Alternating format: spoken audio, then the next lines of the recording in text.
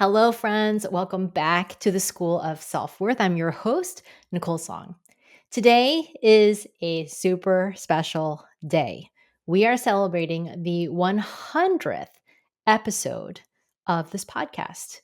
And so I'm going to take a little bit of a look back today behind the scenes. I'm going to share about how we came up with today's topic. And I'm also going to be sharing my very top favorite episodes from the last 100. So stay tuned. You do not want to miss what we've got in store for you today. Let's do this. All right, first, I can't even believe that we are here, 100 episodes. When I started this journey, so we started this podcast in April of 2023, and it's now spring, winter of 2025 when this comes out. I can't even believe that this is the journey that we've been on for 2 years. And, if you had told me 2 years ago I'd still have it in 2 years, I probably would have believed you, but I don't think I would have believed all the twists and turns that have happened along the way. I mean, I was getting married in April 2023. By the way, I do not recommend launching a podcast and getting married the same month, but I was doing that back then. And there's just been so much that's happened in business and in life since that time. And so I am just really excited to share with you a little bit more from behind the scenes of the podcast today and to talk to you about just really big turning points that I've had in running this podcast. And hopefully that really resonates with you and supports all of you in some of the shifts and changes that you're making in your own lives. So before we get into this topic, I will be sharing my top favorite episodes at the end of this episode. So make sure you stay tuned to hear exactly the ones I'm going to call out. They are so good. It was so fun to put that list together. So now we're here at the question of how do you even start to celebrate 100 episodes? So I decided to poll all of you on Instagram, and hilariously, what most of you wanted was bloopers. I was like, wow, I guess we need to do some more with bloopers. We are not doing an episode on bloopers, as fun as that might be. And I'm totally down for fun. Maybe we'll do a bonus episode of bloopers one of these days. But it was really helpful, actually, to hear that you wanted bloopers, because what I heard in wanting those bloopers, the mistakes, the funny things, the things that people don't see, is I really heard that you wanted to hear a little bit more about what is behind the scenes, what's really going on. It can't always be the perfectly curated presentation that we, and I'm not saying that we are perfectly curated, but, there is a lot of effort and work that goes into putting the podcast into the world every week. So you voting for bloopers, thank you everyone who voted, helped me to see what to really do with this episode. And what it showed me is that we needed to spend some time celebrating. So I have learned in my life as an adult, celebrating milestones in a big way, and not even big milestones, any little to big milestones. And I grew up not celebrating. We celebrated my birthday, but I don't think I ever got a celebration for a good report card. And my report cards were good. As an Asian kid, I came home with A's. And then it was like, oh, okay. I didn't get a special dinner. I wasn't taken out. I didn't get anything for that. And I think, we did have a party when I graduated from high school. But other than that, there wasn't really a whole lot. And so I didn't have this culture of celebration. And what I did have was a culture of being hard on myself, of trying to adhere to what my family, making my family proud by performing. And so I spent most of my life doing that. And I used to think that this was the way you grew. You grew by being hard on yourself and saying that you had to do better and then striving for more. And I only ever used to be so hard on myself. But actually, what happens when you do that is it holds you back. It made me be so self-critical. I couldn't see any possibilities outside of what the one thing I was working on at the time. I couldn't see what else I could do, my talents, my skill sets, my strengths. But once I started to celebrate, that's when expansion became possible. That's when I started to recognize my own gifts, who I am in the world, to step into a deeper identity of myself. So today's celebrations are really around understanding what has been so great in this podcast, but really also to celebrate the challenges and to see how those challenges helped me grow as a leader, as a person who is speaking to all of you in the world, and as a coach, so many places. So these celebrations today are actually ones pretty much I bet most of you don't know about. Some of my clients might know a couple of these, but most of you actually have probably never heard them. And so I'm excited to share with you these celebrations. And the first one I'm going to share is relevant to any of you who manage a team. So if you manage a team or anyone reports to you, this is a super important one. And I don't get on here a lot and talk about managing people because it's something that I share with some of my mastermind clients, but it's not something that I tend to, put out there on social media or in the podcast. But it is actually something that I personally work on all the time and has been a really, really big journey for me as an entrepreneur. I have been with many different managers, experienced many different types of management, mostly micromanaging, some managers who are a little bit more hands off. But really, I've had a lot of variety in the types of management styles that I have experienced. So I really wanted to shift that in my own business. And I have put in a lot of effort and energy into looking at this differently and seeing how can I really manage effectively. So let's get into this first celebration. I was 4 years into my business when I started my podcast. So I already had been doing a lot of things a lot at that time. And I learned enough to know I did not want to do it myself. I was like, this is going to take too much time. It's going to take at least 10 hours a week, especially during the launch. I really wanted to hire it out. But I wanted to do it in a special way because at this time I was trying to really transition myself as a manager to giving people more independence. And I wanted to have somebody who would come on and take big ownership of this project, who would take this project on the way that I would take the project on, that she would do it from the ground up. And she would really develop all of the different pieces of this, do all the research. I did not want a professional podcaster. I did not want somebody who contracted it out. I wanted someone who was dedicated to my mission and to my growth and to really forwarding what I do in the world. And so when I met Julia Kwan, I knew she was the right person for this. She was coming off having her first baby. And she really was excited to take on a project. And they said, okay, great. And she actually didn't really have any experience in the entrepreneurial world either. But I said, all right, well, I want you to do what I would do. And I want you to go research about how do you start a podcast and what do you do? And this was such a big growth journey, I would say, for both of us. I'm not going to speak for her, but I'll say for myself is to literally hand over a very big piece of my business to someone to create it. I gave her 6 months and she did what I did. She went online, she started researching, she started downloading things. She looked at all of the software, she looked at all the pieces it would take to put a podcast in the world. And I can tell you, and I can stand here 2 years later telling you all, I don't actually know how this podcast gets onto the internet. I don't edit it. I don't load it. I don't know all the different steps along the way because I did this. And I will share with all of you that it's important that I did this because it saves me so much time. I don't have to know those things. Other people can know those things. And when you learn to give up major pieces of what you're doing and allow other people to grow and to thrive and to learn how to do those things and you empower them. I remember when we finally were launching the School of Self-Worth, like Julia said, this really feels like my baby. And I was like, perfect. That's exactly what my intention and goal was with her. So now, this podcast comes out every week and it was really Julia's doing. And one thing I really learned is when I trusted her and I gave her feedback and we had conversations, but when I trusted her really fully with this project, it gave me so much space. It expanded my life and my business and my time and where my focus went. And, I will say this at the beginning, it was really hard for me because, I knew this podcast was going to reflect on me and my business personally and my brand. And I wanted there to be no errors. I had grown up feeling like everything I did reflected not just on me, but also my family. And so my perfectionism runs really deep. It's like really hardcore most of my life. And here I was fully giving up a project to somebody else.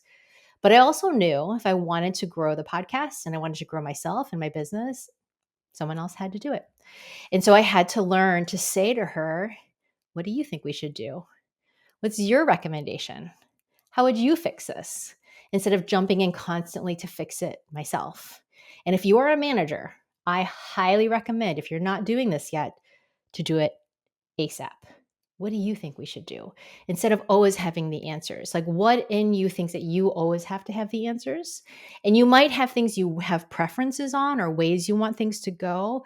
But I promise you, if you start asking your employees, the people on your team, what do you think? What are your recommendations? They're going to start to step into a different level of ownership and leadership within themselves. And then what happened? Julia produced the most extraordinary podcast. We had an incredible launch. We had amazing guests. We've made some shifts and pivots along the way. But overall, it was like such an amazing experience. And I am so proud of both of us for getting us to this place where we're now 100 episodes in. And honestly, it's felt very seamless in many different ways until the second thing I'm going to share with you, the second celebration, because we were doing great. We were ticking along. The podcast was doing well. We were all really happy with it. And then Julia got pregnant with her second child. And so I remember when she told me, she's like, I'm pregnant. I'm going on maternity leave. So all of these things, again, these are behind the scenes. These aren't things that you all knew about. But her going on to maternity leave, I'm celebrating that because that was a big shift in the business. We had to really be like, all right, Julia owns something that takes quite a bit of time. How are we going to move this so that it doesn't turn into more work for me and other people can help with this? And she wanted to take 4 months off, well deserved, right? She could have taken more if she needed to have her second baby.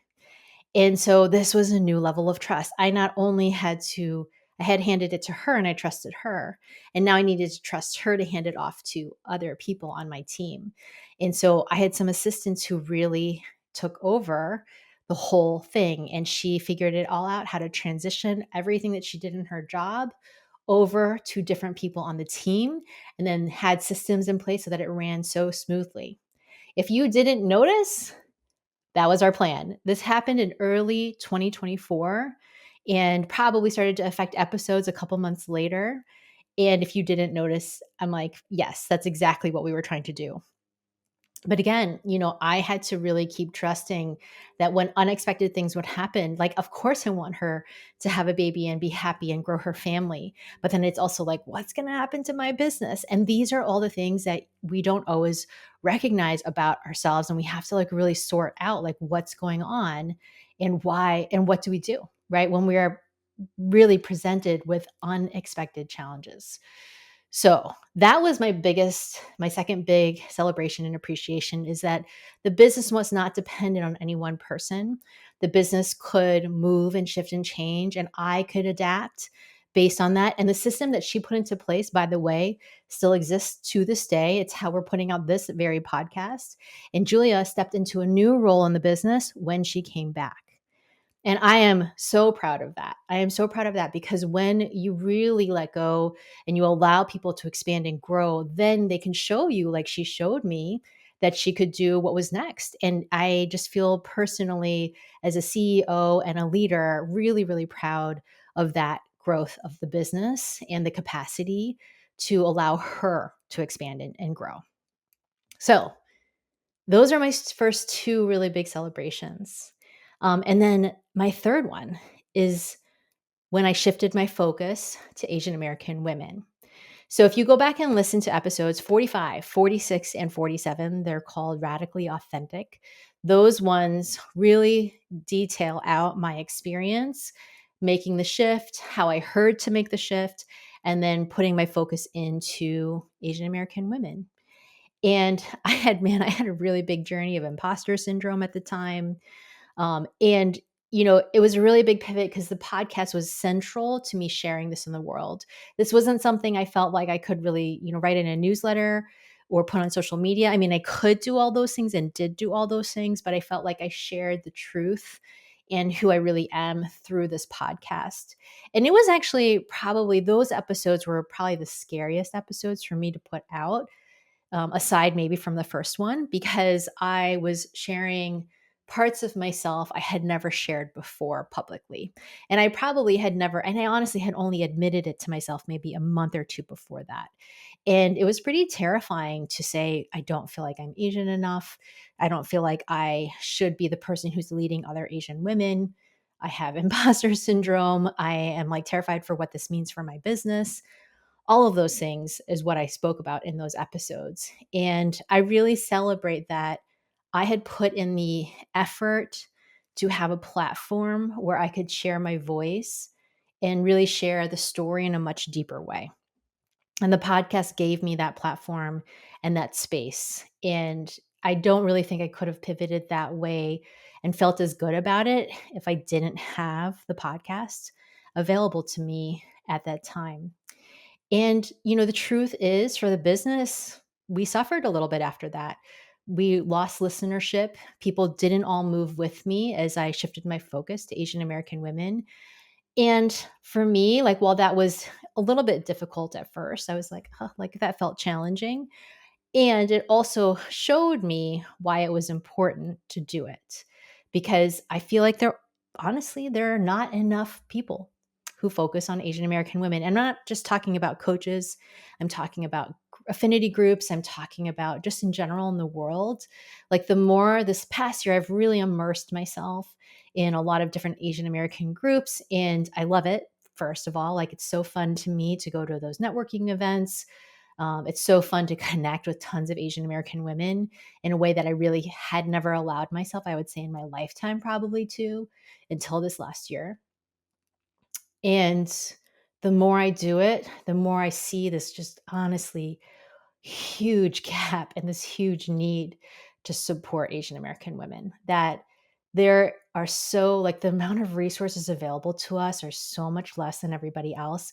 People love to lump us in with like other high achieving women and not really give us our due around cultural conditioning, what we're experiencing with our families, what it's like being the children of immigrants, what it's like being a person of color, because no matter what you say about us, we are for sure treated differently but because of the way we look.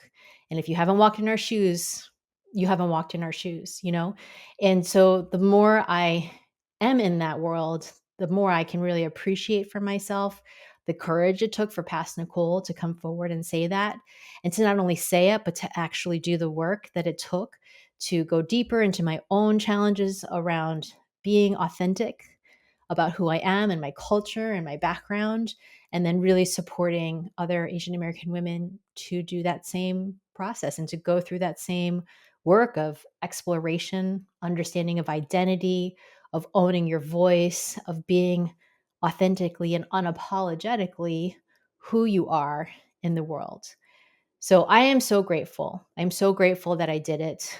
It was a really big learning curve this past year, I will say that. And I'm also incredibly proud of myself for that. And that's also a reason it's so important for us to celebrate, because we can then come forward and be like, wow, that allowed me to expand myself. And I will say that that was such a big expansion. Okay.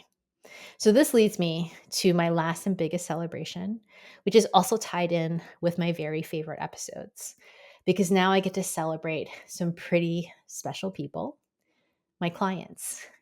I'm doing such a big shout out right now to the ones who came on and who've been on the School of Self Worth and shared their story. Unlike most of our guests. So most of our guests are people who speak pretty regularly, or, they're sharing about books that they've written. They might have their own podcasts. They might be coaches. They might be experts in their field. My clients, for the most part, this is not the case for most of them. Some of them do speak, but this world of coming on and sharing your own personal story, I have to tell you, like it's a big, big thing to do. And for some of them, I was their very first podcast ever. And so it's not easy coming on and talking about your life and like all the challenges you faced, the things that are really hard, and then having the public know about all of those things. And I know this too, that those episodes for so many of you, those are the ones that resonate the deepest. Like you guys really love hearing their stories because they have their own personal transformation has been literally so tremendous, so big. Some of these clients still work with me to this day. And I love seeing their growth. And I love that these episodes capture a moment in time for that growth that they were having when they recorded the episode. So I'm excited that they just have this memento essentially of where they were, what they've been doing, the kind of life they were leading in that moment that brought them to this point. And I really I'm so deeply honored that this is my job, that I get to change lives every single day, impact women, and make such a big difference. And then that difference they get to come on and share with all of you and then make a difference in the world through their stories. So I am super big celebrating all of these incredible women and all of my clients, whether they've been on podcasts or not, this podcast. But I will just say, like, the ones who came on and told their stories, like, really, it's so incredible. So if you have listened to any of these episodes, if you have any episodes to listen to, go back and listen to these episodes, and you will be so amazed at how much you learn. And I'm going to share which ones I want you to listen to. Episode 9, Sarah Castle. She left her job as an Amazon executive to be a college professor, coach, and speaker. She's rocking it in the world. Like, go listen to Sarah. Amazing. Episode 10, Sydney Ratukulu. She manifested her twin daughters, who are now 3, and so much financial abundance, and continues to.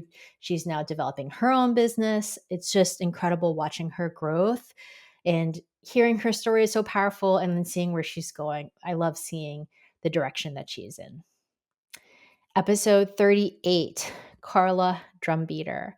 Carla moved from being an Army veteran to a respiratory therapist to running marathons, which now put her into recovery from her diabetes. She was featured in Runner's World. She's now a Thai yoga bodywork teacher, a coach of Indigenous youth in Minnesota. And she's just done so much in the world. She's speaking at a yoga conference in Minnesota soon. I'm just so proud of Carla and everything that she's done and the growth that she's had. So definitely go listen and hear Carla's story. I mean, it is really remarkable. Episode 76, Kim Moy. Kim pivoted from a corporate job to running a dream business supporting caregivers. She's a caregiver to her own husband, and now she supports other caregivers to feel grounded, to feel centered in their own lives, and to prioritize themselves. And I just have loved seeing Kim grow from that corporate job, because when she started with me, she was in Your Clear Calling and she was in her corporate job, and she's now in my mastermind. And she really had to do all this work to see clearly and take that leap to running her own business. So if you're thinking about taking that corporate leap, definitely episode 76. And then my last one to recommend is episode 80 with Ali Gostanian. So Ali, when we started working together, she was in journalism. And so we have that background in common, and she was really ready to leave and to figure out what was next for herself, was feeling very stuck because the journalism world was pretty challenging to find a job. And through the work that we did together in Your Clear Calling, she pivoted to figuring out it was time for her to go get her master's degree. And so now she's getting her master's degree and really opening herself to what comes next after that. And it's just been a dream change for her. And it's been pretty powerful to watch her journey.